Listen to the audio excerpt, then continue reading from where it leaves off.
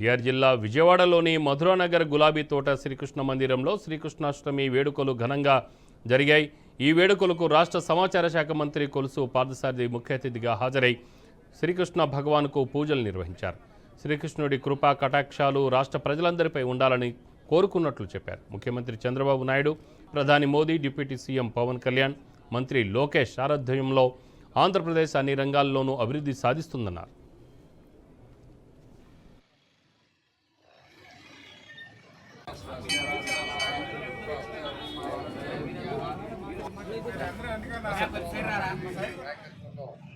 పవన్ కళ్యాణ్ గారి నాయకత్వంలో ఈ రాష్ట్రం అన్ని రంగాల్లో కూడా అభివృద్ధి చెందాలని కృష్ణుడిని లోకేష్ బాబు గారి నాయకత్వంలో, మోదీ గారి నాయకత్వంలో అందరికీ మేలు జరగాలని చెప్పేసి ఆ శ్రీకృష్ణుడిని మనసారా ప్రార్థించారు.